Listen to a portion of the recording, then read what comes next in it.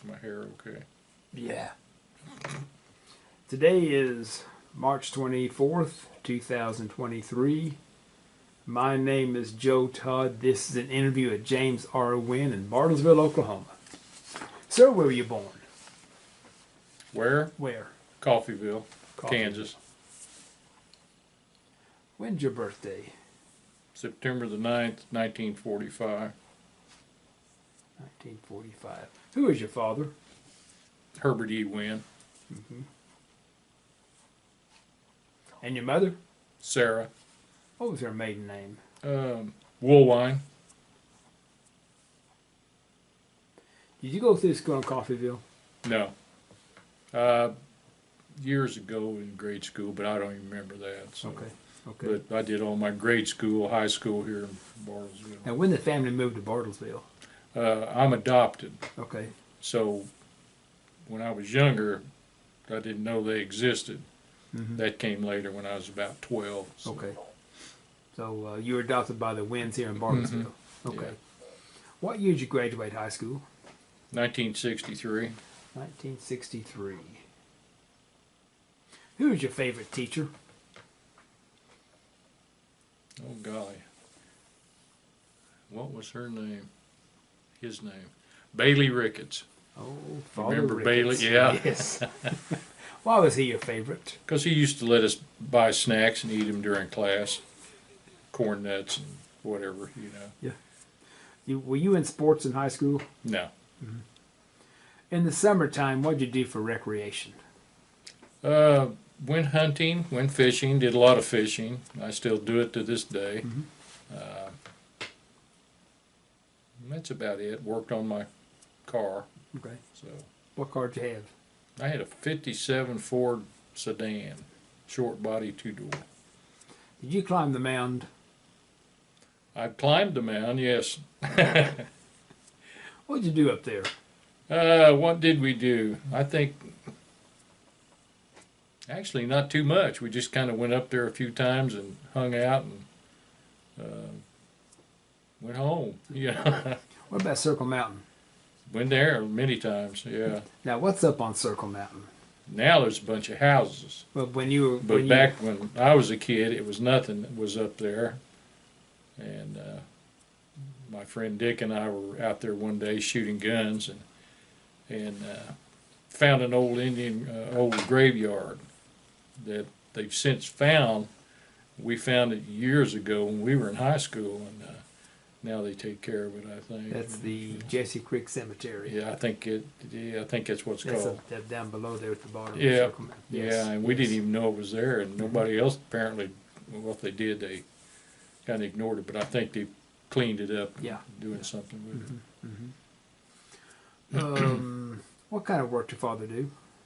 He was a public librarian here in Okay. Bartlesville. Mm-hmm.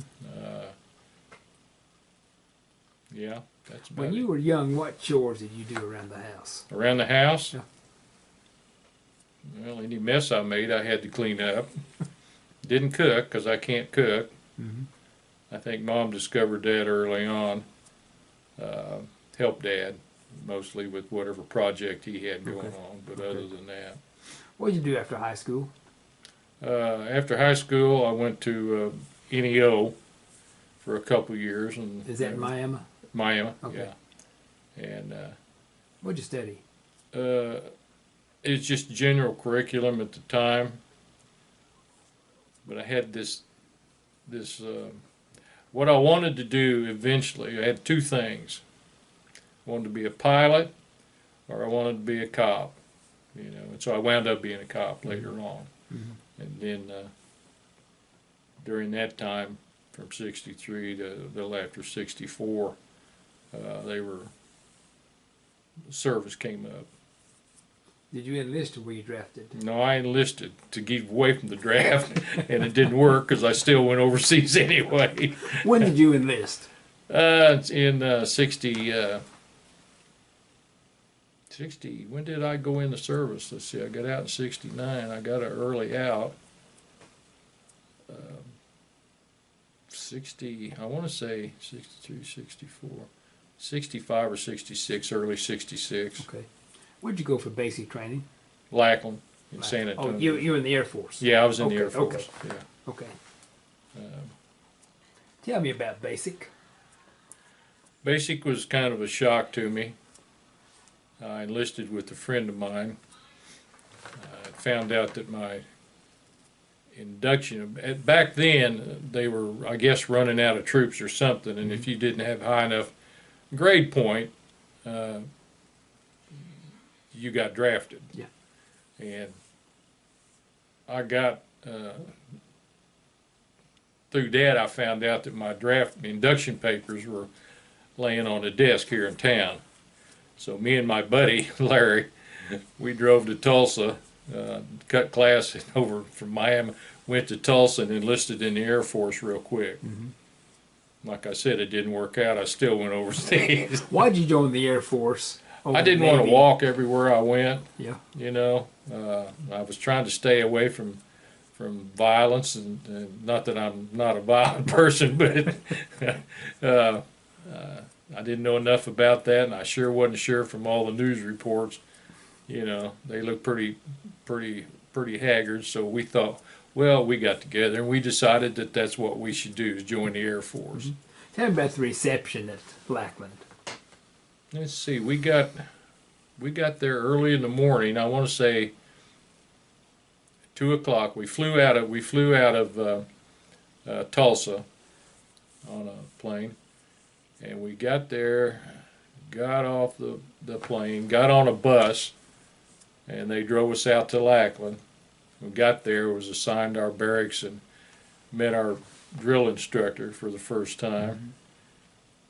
And you picked out your bunk, you know, and he said, get some shut-eye, you'll be getting up early.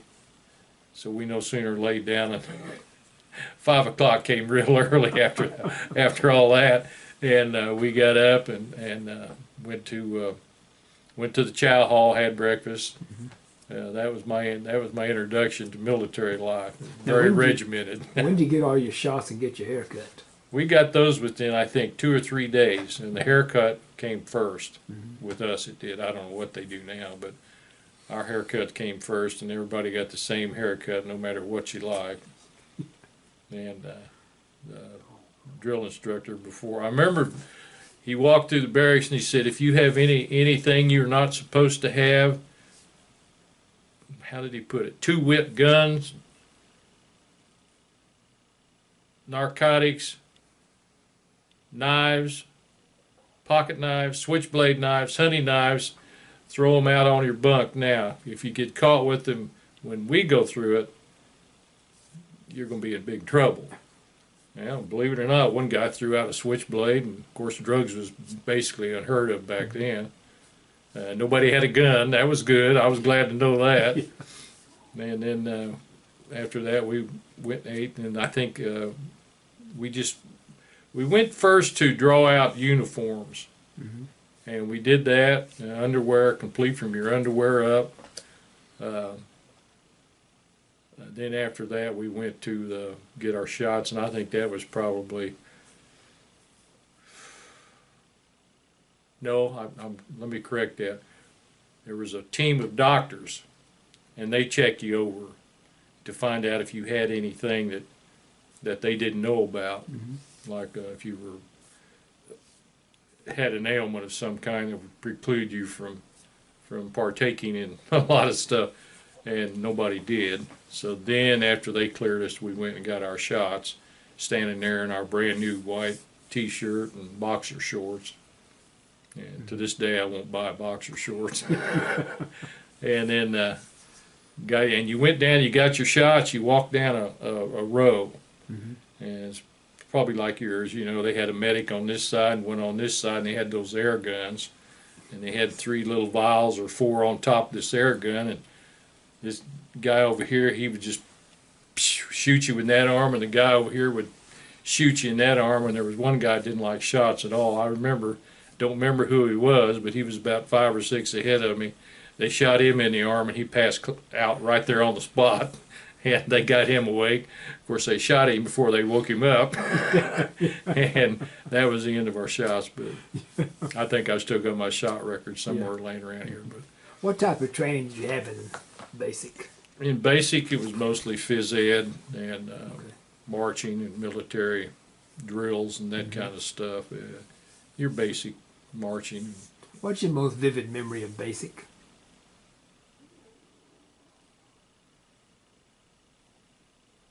I don't really have one. Well, the one memory that jumps out at me right now is during basic, you got to go to San Antonio for a day.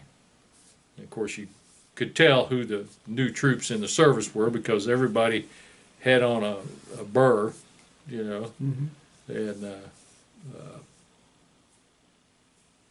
we call them 1505s. I think the Army calls them khakis, and they were real, just a uniform, basic, nothing on them. They're just, and they gave you a list of off limits places that you couldn't go in because they had MPs and APs downtown checking the off limits places, and then you would be in trouble. But that's what we got to do, and I remember we all liked that just to get away from that OD green barracks inside and those cots, and we got to spend the night, and we had to be back on base, I think, by midnight. Tell me about your drill instructors. I remember him as McIntyre was his name, and he had 2 assistants, and he was a by the book guy, and he didn't take any back talk or anything. And back then, they could call you a name if they wanted to, you know, like, where are you from? And they, you know, having learned after that, I learned that they've all seemed to have watching some of these shows, they all have a routine of questions. You can't answer the question right for them. There's just no way. And I kind of decided right then, I keep my mouth shut, you know, and stay away from everybody. And that's what I did. And I fared pretty well. I didn't have any problem at all. You know, in basic, it was just kind of in there and out there. Mm-hmm. Then after basic, you get your orders before you graduate from basic, and so you know where you're going to go. And I put in for air police, and I got assigned, of all places, I got assigned permanent party right there in Lackland. You know, so I went, oh my, I was trying to get out of there. I put in for Florida, California, just anywhere but Lackland Air Force Base, you know, and no place cold. I kept it kind of warm, and that didn't work, and I remained on Lackland until I got over. Now, did you have training as a air police? Yeah, the school that was there on Lackland too. Okay. Now, did you go to the air police school after basic? Yeah, after basic, when we graduated from basic, you got your orders. Okay. You report to the school. They sign you in. We didn't have to stay with them because we were permanent party. Yeah. So we got to go back to our barracks and eat at a real chow hall. Tell me about the air police school. It was pretty much a spit and polish.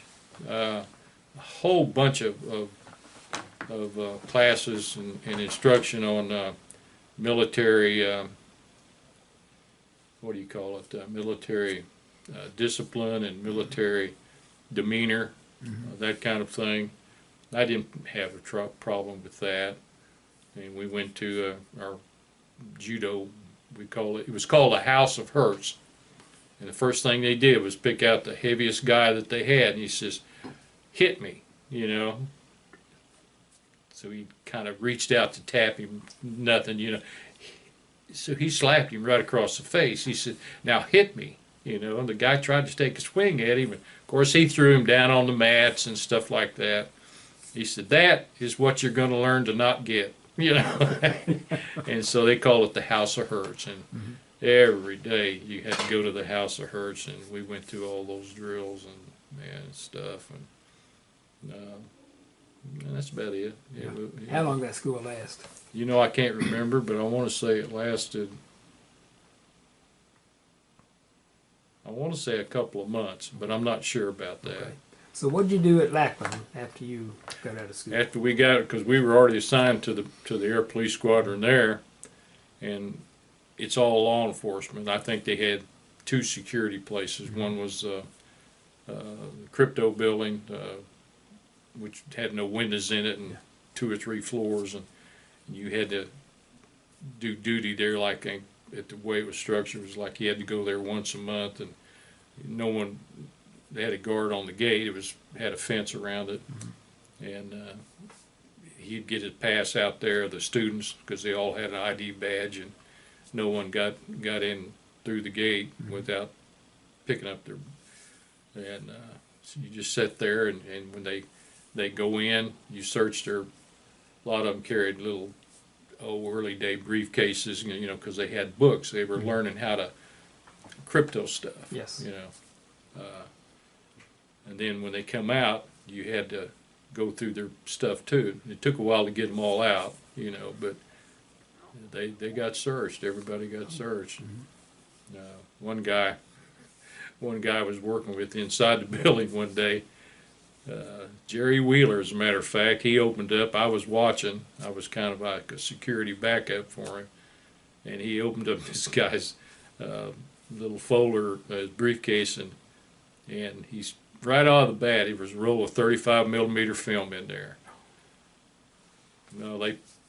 We put him up against the wall, called the on-site commander. He came down there and he wanted to know what he got, and we told him. He said, "What is this?" You know, to the student. And he said, "I forgot it was in there." He says, "It's home pictures." You know, he says, "We're going to take these and we're going to get them developed, and they will be done by today," because they had everything right there. And and if they're legit, you'll get them back. If not, you're going to be going somewhere else. And so he said, "No, they're just home picture kind of stuff." And the next day he reported for duty, but he was segregated and had to sit in a little room. And the guy, the commander came and brought him his film, and sure enough, it was home pictures. He just forgot the roll was in there, and that what you had 35mm film back then. But other than that, it was just patrol duty. Yeah. We got to check. Well, the airmen's had a club there. The officers had a club there. We could go in the officers' club, but you couldn't take any action on anything because back then you had to have somebody of equal or higher rank to confront a commissioned officer, and just patrolled, you know. That's about it. Yeah. How long would you be on patrol? How long did your patrol last? 8-hour shifts. 8-hour shift. Yeah. Okay. Yeah.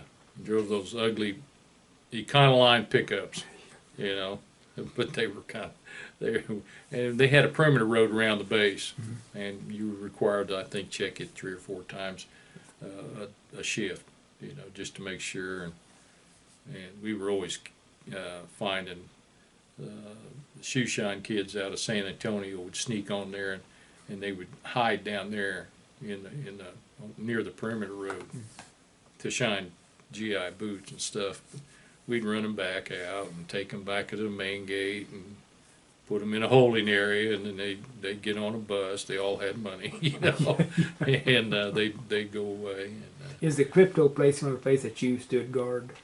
That's the only place I ever stood guard. Okay. Yeah. Okay. How long were you there at Lackland as air police?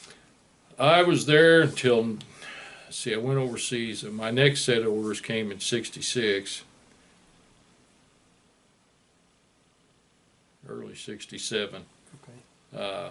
Now, what's your most vivid memory of your time as air police at Lackland? Anything out of the ordinary happen?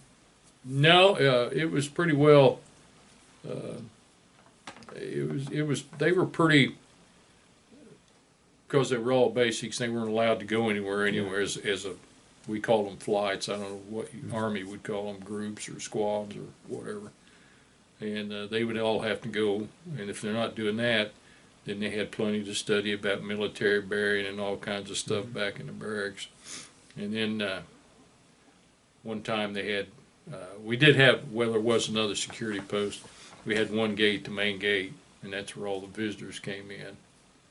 And to visit near graduation day, sons or daughters, you know. And that's about that, yeah. So, did Nothing. you go to Vietnam from Lackland? Yeah, Did you get a leave before you went to Vietnam? I did. Okay. I did. As a matter of fact, I got my orders. Finally, the orders came down, and I looked at them, and I went, "Holy moly! This is what I didn't want to do." What did you think when you got orders for Vietnam? I thought I did. Well, I didn't know what to think because I had. Back then, you didn't really know lots of what you saw on the news, and it didn't look good, you know. What did you Back think then. about Vietnam Vietnam, before you went there? I didn't know anything about it. I didn't understand why we went particularly. Now, were there any protesters show up at Lackland? Anyway, War protesters? no, While you were there? no, Okay. Okay. no, I didn't run into that until we got back. Okay. Tell me about going to Vietnam. They took us down in the dead of night, flew us from San Antonio to SeaTac, and That's at Seattle. Seattle Yeah, Tacoma okay. Airport, and it was dark and it was rainy and it was cold, and the military people went directly to. You had to check in with the NCO at the flight desk, and he'd check your name because they had a list of who was supposed to be going out on watch flight, and I had my orders. Well, while I was home on leave before I went overseas, I got some kind of rash or something helping a dad out in the yard, and went to the doctor, and so if you get sick or something, you had to call your organization, tell them, and they'd cut you. So they let me not go for a couple more weeks, and of course it cleared up. I don't know what it was this day, but it's something I got into there. And so I get there, Seattle, Tacoma, in the dead of night, had my orders. I had my original orders, and you get orders back then. It'd be a stack of orders about an inch thick, and everywhere you went, you gave them a copy of your orders. So I had my new orders too. So I went up and gave the NCO my copy of my orders. He looks on his list and he says, "You're AWOL." I said, "What?" He says, "You're AWOL. You should have shipped out last week." I said, "No, they sent. I was going to ship out next week, but they sent me these orders, just not too long ago." And he says, "Okay." He passed me through, and we flew forever, just ever. I think we made one stop in, I want to say Yokota, Japan. Did you stop in Alaska? No, Okay. no, it was a forever flight. Okay, yes. It was just terrible. Did you get off the plane in Yokota? We got off the plane, and of course we had a base there, so you weren't allowed to go anywhere. You had to stay right there in the huge terminal. And if you wanted something to eat or drink, that's when you got something to eat or drink. And then you get back on the plane, and then off you go again. And our next stop was Nha Trang, Vietnam. Is that where you landed? Yeah. Okay. Yeah. Landed at Cam Ranh Bay, Okay. which we call it across the mountain. It had Yes. a big mountain between Cam Ranh Bay and Nha Trang. What'd you do at Cam Ranh Bay?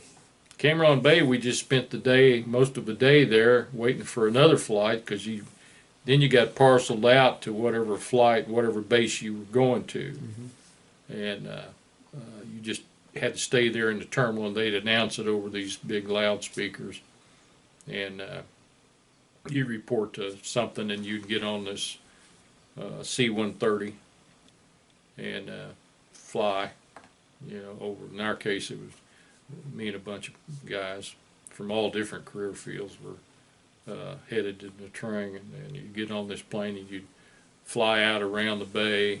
You wouldn't go directly over the mountain. That was apparently a strategic no-no. And landed at Nha Trang. I'd like to ask, when you land at Cam Ranh Bay, and you Uh-huh. open the door in the airplane, you Yeah. go I'm glad you said that. I was thinking about that a while ago. My first vivid memory of arriving in Vietnam is when we went over. It was a commercial airline. When you walk, it's air conditioned. It's nice in there. You slept, and when you get up, you're walking towards the door, and you step through that door, I don't think I've ever experienced such humidity and heat as I did. It was like a brick wall. I mean, just a literal brick wall you walk through, like a sheet of hot water, a warm water, you know. And that was my introduction to Vietnam. It looked so pretty flying over because you had some of the temples and stuff that you could see out of the airplane. But once you walked out of that airplane, Was there a smell? yeah, there was a smell. It reminded me of you ever smell of a tannery? It's kind of a putrid kind of smell, you know. Yeah, I remember that. Yeah. So you fly to the train. Flight in the train, got off of there. What unit were you assigned to there? 14th Air Police. 14th Air Police. Yeah. What'd you do in the train? Basically, we did it all there. The train serviced. We had Fish Special Forces headquarters there. We had a Navy detachment, sentry dog, big sentry dog place there, just for that base. Recondo school, and they were all right there in a group. You did everything. There wasn't very many law enforcement functions to do. It was just mostly security and the towers and bunkers around the base and that type of thing. I'm trying to think. That was about it. Oh, and they took some of us and they taught us how to shoot mortars, fire mortar shells, because one part of the base was out. It was overlooked. It was a big rice paddy. There was this big mountain out here, and then there was rice paddies. Well, people were always in the rice paddies, and of course we had big sandbag towers, you know, up there, and I was real leery of that. And I just kind of hid behind posts, peeking out around them every once in a while. And it was mostly security. We had Air America deal, which I thought was one. Now, I learned my deal about it. We had one post, had one guard, and Air America, the old, I don't know if you remember the old not C-47, but a C-46, which is that pointed nose C-47, you know, the old. But anyway, it would land, and our instructions were that people get off of this plane, they walk directly through your little gated area there into these barracks looking. Everything's one story over there, so it was like a barracks thing for them. You weren't allowed to talk to them. They're not allowed to talk to you. So I pulled that. My first few times of pulling it, I didn't really pay it much attention, but I noticed people would get off of that. Some of them might be dressed as business types, or they might be dressed as priests or nuns or anything, and they'd come out and then they'd spend a little bit in there, maybe 30, 40 minutes, and they'd come right back out, but now they're dressed like peasants, you know, and I finally figured out what they were doing after a couple of times of that. They would drop them at different places, and they'd infiltrate whatever their job was. What type of quarters you have in the train? Ours was we had the only, I think 5th Special had them too, but ours were one story. Basically, it was, when I first got there, I was assigned to a big tent, and that's where I spent, I don't know, a month maybe in there until they rotated people out. And then the people that were here longer, they got to go in. And it had walls probably about as tall as this room wall, and it was concrete. And then on top of that, they had, because it rained all the time, and it had louvered wood slats, you know, and then they did have a tile roof on some of them. Had a shower, you know, in there. Never saw hot water for a year. It was everything, which is okay with me because it was just miserable, you know. Trying to think. It's open bay, you know, open bay. Now, when did you land in Vietnam? Was it early '67? It was, see, I came back in '69, so '67, '68, I think. I mean, So did you land in what, January, February, or it was. I want to say September, September of 60, August or September of 68. 68? Yeah, because I got out in '69. Okay, okay. So I did my 365 days there Mm-hmm. and transferred back. But Okay. Now, were you in the train the whole time? I was at the train the whole time. We would take convoys Yeah. to different places, but not very far away. Okay. And I couldn't tell you now where most of them were just, some of them were medical. Guys would go out and we'd have to supply Mm-hmm. security for them and stuff like that. Now, the convoys were they Air Force, Army, or just It was a convoys? mixture because, like I said, we had a big medical complex there, which, yeah, you take them, mostly medics, and there might be one or two doctors go with them. And they would basically go to some little hamlet here and give shots and check kids, for sores or what have you, and give them medicine for How them. did you provide security for the convoy? What did you do? I was assigned to thank goodness, not the lead Jeep, but I was in one of the Jeeps in the front most of the time, and they usually went in a deuce and a half, and then had a supply deuce and a half. And, a couple of ambulances I think went too, just in case. Wasn't off into the real deep country, but it was. What weapons did you have? What weapons to provide security? Oh, well, 16, M16. At the time we had 38s, which I traded mine for a 45 from some Army guy who was coming back, and he was short on cash. So I think I gave him $50 for it, but we don't want that on the film. And I kept it until I got ready to rotate back, and I sold it to somebody else. But M16s, 38s, M60s. Our Jeeps were equipped. We had I don't know if you've seen a picture of them, but probably not. There's different configurations, but basically as a pipe, they welded to the Jeep for the passenger, and he would sit there, and this M60 was on a one-arm swivel, and it would move, and that was about it. There was grenade launchers on our 16, so it was, it's not like we didn't have anything. Rocket and mortar attacks. First night. First night, me and a guy named Rudy Amador from Texas went in and got us a bunk, and we're laying there, and you could hear. We asked him, I remember asking him, how do you guys know when it's incoming or outgoing? He says, you'll know the difference. So Army had some 105 howitzers around the base, and they fired all the time, 24/7.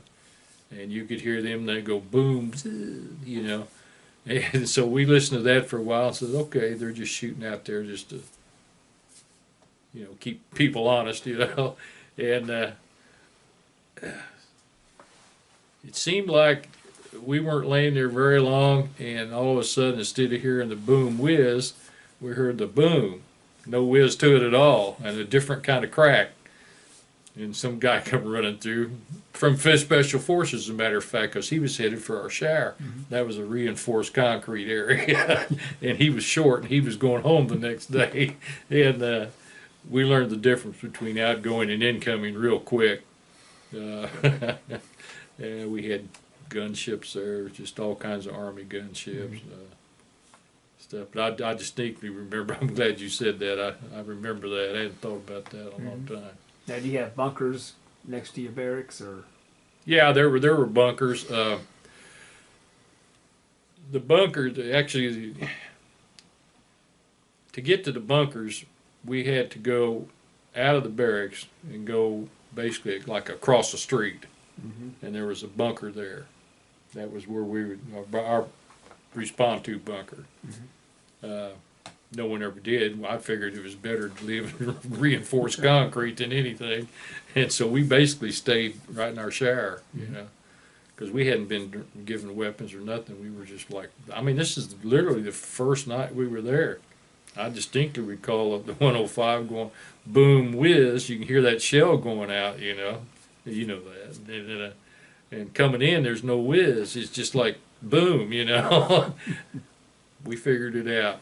So from then on, when we heard the boom whiz, but if you hear a boom, somebody's getting hit around here because there was no, and they had them fairly close to the end of the runways. Now, was it VC or NVA down there? They had it was in the beginning. I think it was a mixture because I think they didn't really. I think mostly it was NVA. We had Cameron across the mountain was in the train, and then further up like Fan Ring and they infiltrated coming down the trail wherever they could. But we had a whole bunch of gunships, you know, spookies. We call them spookies.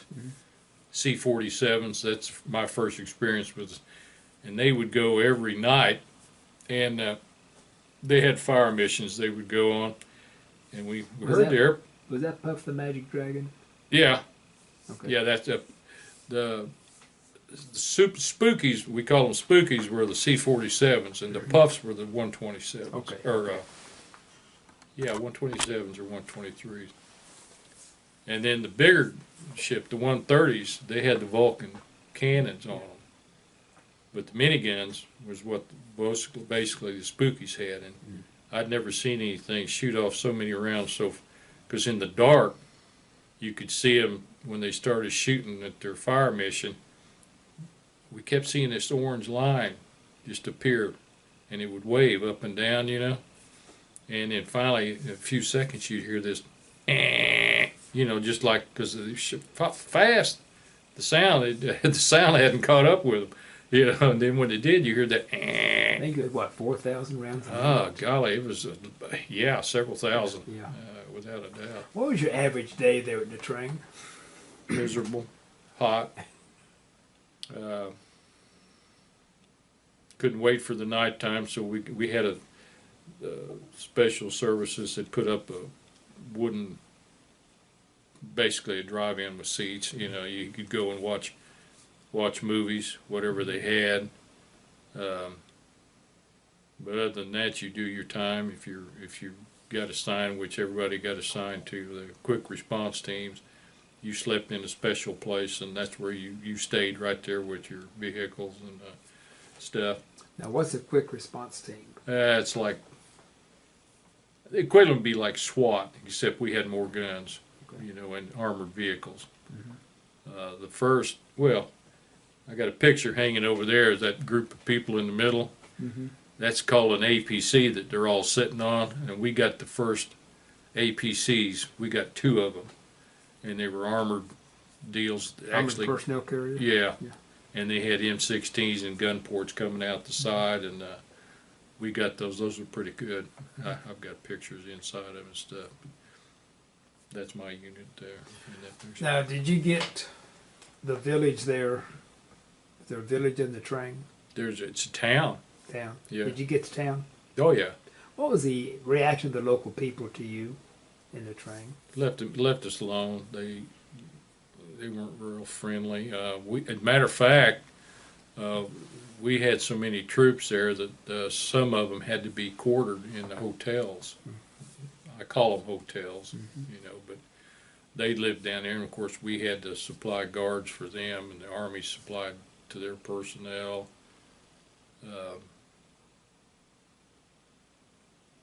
It was, you know, it wasn't very friendly, I don't think. Now the Mamasans that came in and beat our clothes clean, you know, and stuff like that. They just talked to you all the time because they wanted to get that, and we never got paid in cash. It was MPC. Yes. And they had a big, and they change MPC every once in a while, and they don't announce when it's going to happen. but a special airplane comes in and announces that today's the day they're doing MPC change. And so you have to, if you got MPC, you better go down to finance and get it switched out, because after today it won't be any good. Well, of course, the mama sons, we'd always throw them, because it was paper money and we didn't care. I probably gave them $100, you know, for to clean your clothes, and then they would and they kicked all the locals off the base. It was just strictly military on the base, and they knew what was up, because they'd be outside the fence. Hey, Winn, you take. No, I'm not going to do that, you know, because they had people watching you. But they changed the MPC out, and then they'd fly off and go get the load for somewhere else. But then the poor people would have to start all over again, getting their tips and stuff, you know. Now, was there did you guard the headquarters at the train, the commanding general? Was there a general station there? Basically? Yeah, there was. That was done by, they called it the Tactical Unit Operations Center. TUOC is what we call it. And that was kind of the nerve center of what was going on around the base, and who was, we had a guard there. And shared it sometimes with Army MPs. Did you pull guard there? Huh? Did you pull guard there? Never pulled guard there. Okay. But we had I think it was 52nd MP. I can't remember now, but we worked a lot on the flight lines with them and stuff like that. Now, did you pull perimeter guard in the train? Oh yeah. What do you do on perimeter guard? Well, perimeter guard, we didn't walk out there and just walk aimlessly up and down a deal. We had, like I told you, we call them listening bunkers and towers, and then you'd have to climb up about 15 feet and sit in this tower inside the wire, because they had concertina wire stretched everywhere. And that's where you stayed until you got relieved by somebody else. What are the monsoons? A lot of rain. I think we were wet for, golly, a couple of months. Everything was wet. Didn't matter what it was. It was so wet by the end of your year there, because when you came, you had your 1505s, your khakis. You bundled them up because you'd never see them again. Then you'd go down to equipment and you'd draw out your jungles, you know, your green stuff, and you get like, I want to say 3 sets, you know, can't remember now, and you draw out your jungle boots, you know, and stuff like that. And by the time you left, they weren't, because then you weren't allowed to travel. You had to be back in 1505s, which they had a whole special section, and you went over and got some 1505s that came close to fitting you, you know, and then you just trash the rest of that stuff because it's no good. It's absolutely no good. What about your mess section? The mess? The mess wasn't too bad. I think Christmas was pretty decent. Some kind of canned turkey or something. I can't remember now. But really, I don't. Everything was powdered. You know, powdered milk, powdered mashed potatoes, canned meats, sea rations. We used to get our sea rations and take in our Jeeps with us when we were out driving around. You poke a little hole in it and then set it up on the manifold of the Jeep so it'd warm up. And you poked a hole in it so it wouldn't blow up, you know. And you got your, what do they call the can over? A P28? P38, okay. Then you get that out and open it up, and then you could eat your lima beans and ham or, you know, whatever. But that was most of it. Were there any mountain yards around the train? I never saw any because they were mostly hill people. Yeah. because Natrang is a town. It's a town. It used to be called. They had a name for the Pearl of the East or something like that, and it was a high dollar place. But it was a fairly decent town. It was. I'm trying to equate the size of the town. I want to say. I can't remember exactly, but I want to say probably it was as big as the whole east side of town is here. But they had the business district and stuff like that.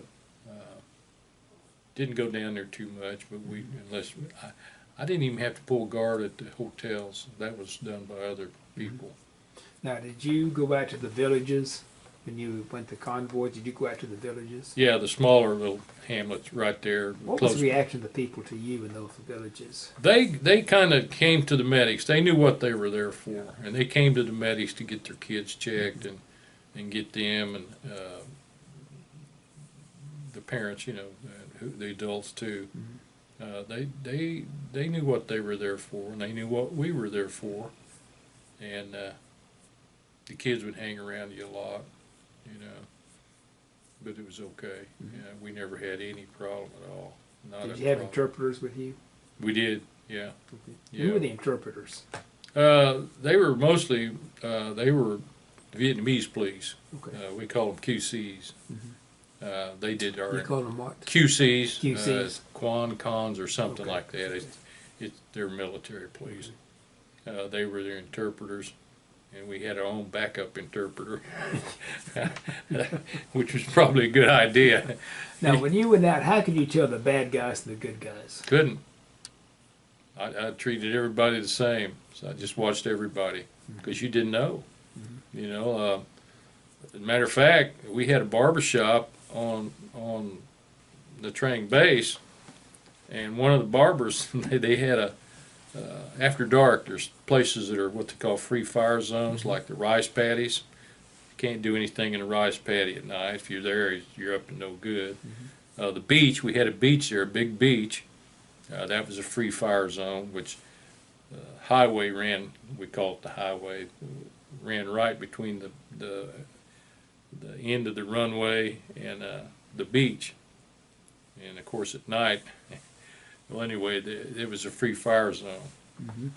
But at night sometimes you could see movement down there on the beach, and one of our posts was, which I really liked it, I hate to say it, because you had a 50 caliber. And your zone was the beach. And they had what they call rock apes. Would get down there and go through the trash that people have left, and they, scavenge stuff, and you would shoot at rock apes for, and of course you'd get your radio would go off. What are you shooting at? And you'd lie to them and tell them, I think I see movement on the beach.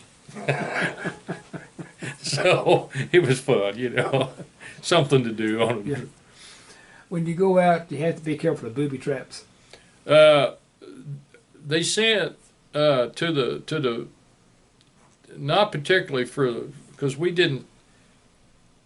We also I forgot to tell you, there was a Vietnamese military police that would take us too, and there was 2 or 3 of them in the front. So I think they didn't ever told me, but I assumed that if something blew up, it'd get one of them instead of me. But you didn't, no, not particularly. You just watched a lot. It's like even today, if you see somebody else is having fun and there's somebody over standing there just watching stuff, We had one guy, and the reason I say that is because we had one Vietnamese. The nationals were not allowed on the flight line, period. And I'm sitting there on my post one day, and I see this soldier, and he walks across the revetment area. Do you know what that is, where they park the airplanes with the barricades around them? Okay. So I saw him come in down, and he walked across the street, and he went to the entry point of the revetment area for this 130 gunship was in there. And he stood there, and of course I saw him right off the bat, And I said, don't go in there. Don't go in there. So he went in there. He walked in there, and I was watching him while I called in on the radio. And he would walk, and he was pacing off coordinates for a shooting attack. And that's what he was doing. He'd walk down, and then he'd walk a little bit in, then he'd come over, and then come back. And he was counting steps is what he was doing. He was marking it off. And it wasn't too long. They had a couple of Jeeps with interpreter and military police. They swooped in on him, their military police, and ours too. Swooped in on him, and I don't know whatever happened to him. But they whisked him away. Now, you were in Vietnam a year? And yeah. Oh, I'm sorry, go ahead. And they found on him where he had done this around the base, because he had a list of steps, coordinates that he was taking for fire missions, what he was doing, Mm-hmm. Yeah. So you in Vietnam a year? Yep. Yep. What's your best memory of Vietnam? Coming home. I didn't really want to be there. It's not that I didn't want to be there. I did my part, but I didn't want to be. It was dirty. It was stinky. Mm-hmm. Nothing that I wanted to take home with me. Nothing like that. My best time was when I finally got my orders to go back home. I put in for someplace close to home, and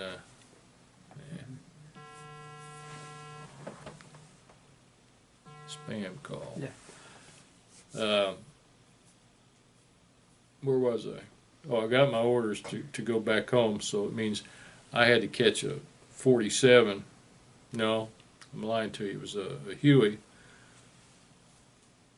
with 3 or 4 other people. We flew around the bay again at night. And I went up there at night and to the Cameron Bay, our airport for us, and I slept there on a big long bench that night, because they give you everything to take home, your pay records, everything is in a big tube,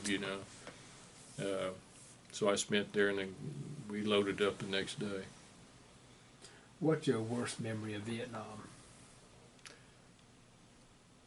Seeing the Hueys, the Army had their Hueys, their gunships. They'd go out, and we knew that recondo, we had a recondo school there. These guys would go out and set up ambushes and things, not that far, but out in the valley someplace.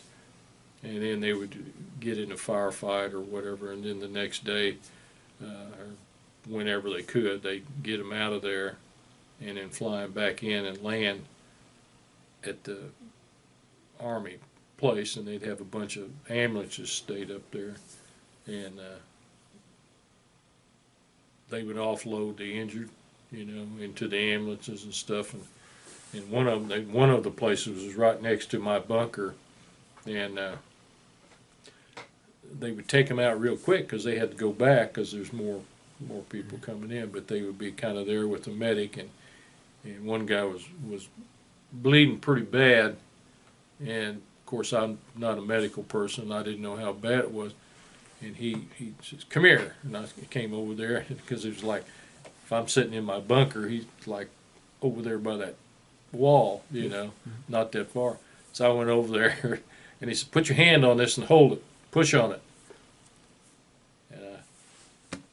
And and he used some profanity. He said, "No, blank, push on it. Don't let up on it until I tell you." So he'll be out of here in a second. This poor guy was in, and some of them, I got to looking at some of them. They got into it with bad guys, So other than that, Why were we in Vietnam? well, I think it had to do, if I can recall, didn't they have tin and some kind of ore or something, something over there. Politically, I couldn't answer that question. To this day, I can't answer why we were there. It was the withdrawal out of, what was it, Saigon. Uh, that didn't go well, because by now they'd all came down and, filtered south from the north. And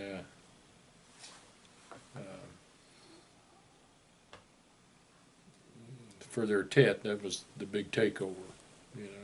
Tet was a bad time each year anyway, so I lived through one of them and I was good.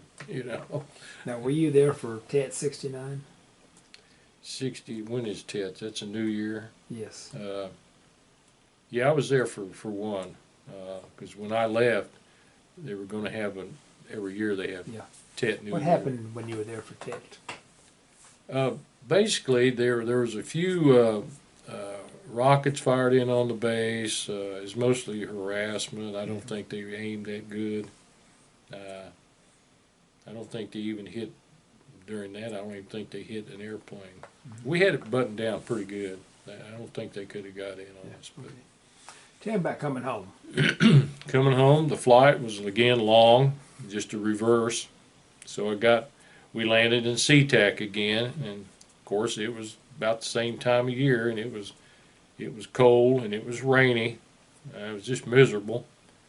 And we landed, and when we came back this time, there were some people in the airport that were semi-protesting as you walked down, the terminal for your next flight, in my case to Tulsa.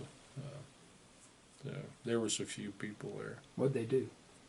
They had some signs and a bunch of flowers, I remember. They didn't really come approach it, which was a good idea, because we weren't in the best mood to be harassed by somebody who didn't know what they were talking about anyway. But got through the terminal on that, loaded on my airplane, and flew to Tulsa, where Mom and Dad came and picked me up. Yeah. So. And how long were you in the Army after Vietnam? I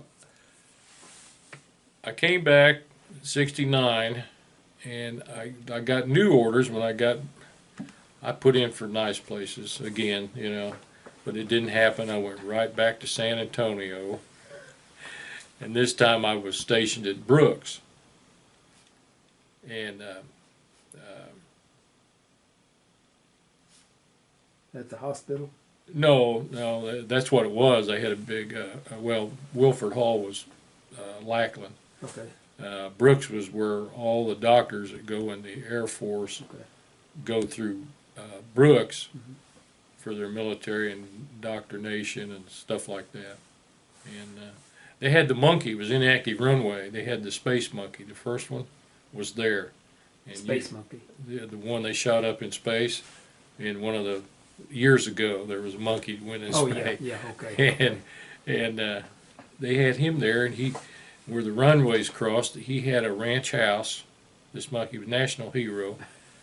He had a ranch house, and he had a fenced-in, a caged-in, big, huge yard area, front and back. He had heating. Never got, got chilly a couple of times, and he had air conditioning. And 3 times a night, a medic would have to go down and check the monkey. And we had to check the area around the monkey, too, about 3 or 4 times a night. It was the dangest thing I ever saw. But why'd you have to check area around the monkey? He was a hero. The monkey, this is the first monkey in space, I think. I can't remember his name now, but... what were you checking for?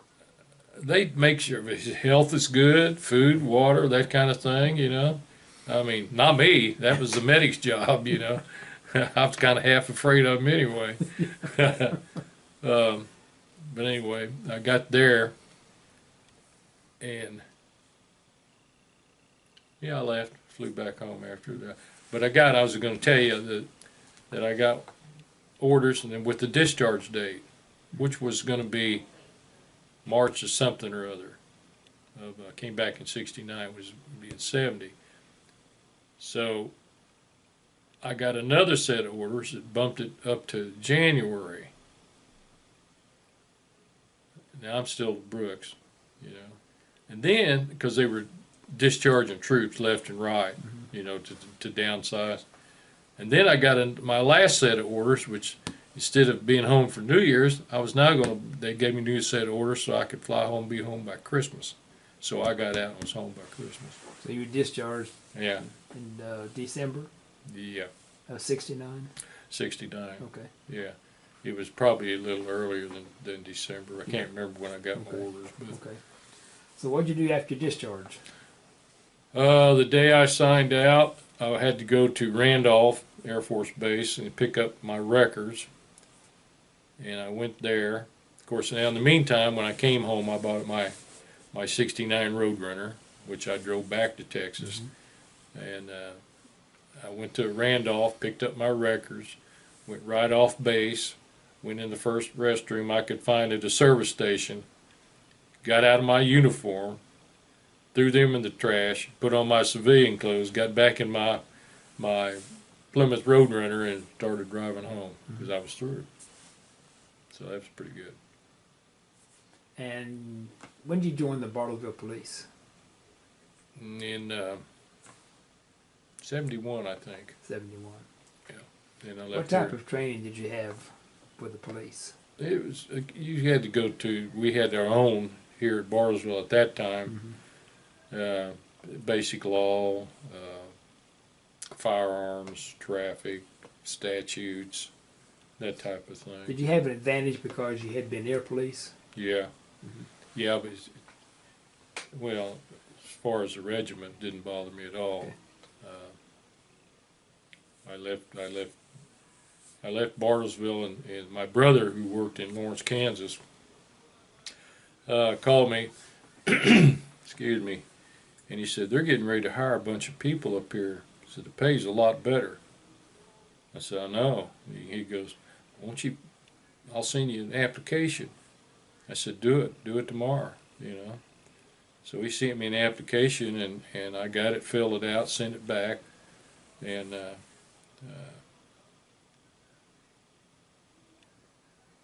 2 weeks later, I went up to Lawrence for an interview, and I had a job, you know, just from my record and background anyway. And so I retired out of Lawrence and then moved back here. Pat hired me at the sheriff's office. How long you in Lawrence? 20, 20 years. yeah, 78 to 98. Anything happen up there out of the unusual? Yeah, too much stuff to even. I can't even remember it all, you know. Because the university's there, isn't it? Yeah, Yeah. yeah. What happened here in Bartlesville while you were? Well, it was where the Policeman. police department. Yeah. It's just like what's happening now. I mean, you had your domestics, your traffic problems, your theft problems. You know, there's nothing changed too much. You know, I think now it's getting more severe in the violence, but which is beyond me. But Would you join the Air Force again? at my age, no. If you were young, would you join again? Of all of them, yeah, probably if I had to, I would go there. I'd like to do a word association. I'll give you some words and you give me your reaction. Can I take a break and go use the restroom? Sure. Yes. Yes. You need to On turn that, that I'm off. gonna. Okay. Shut. Okay. Word associate. The first one is basic training. You want the first word that comes to mind? Whatever. When you hear basic training, what do you think of? Did that be one word? New way. Air Police School. Hard. Cameron Bay. Busy. The train. Not as busy, but different because that was my home for a while. Vietnam. The stench and the heat and the humidity. Incoming mortars. Scary. Convoy escort. Nervous. I was nervous about that because I'd never done the first one. Yeah, there's always a first time for everything. I think Mr. Spock said that. Ho Chi Minh.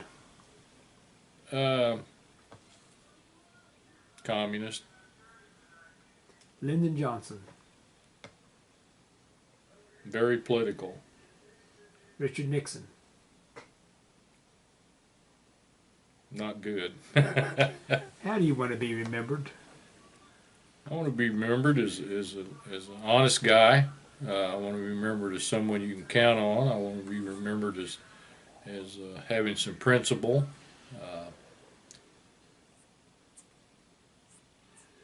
When I go, they can just give me an okay sign. That's all you can do. Anything else you want to talk about? No, that's pretty much it. Where'd you meet your wife? When I what? Where? Where'd you meet your wife? Where? Yeah. Here in town. Mm-hmm. Yeah. When'd you get married? You're trying to trick me now. May 14th of '99. Mm-hmm. What's your wife's name? Donna. Donna. Yeah. Well, sir, this is an excellent interview. Well, thank you. I want to thank you for your service and thank you for the interview. Thank you for your service. And again, this is March 24th, 2023.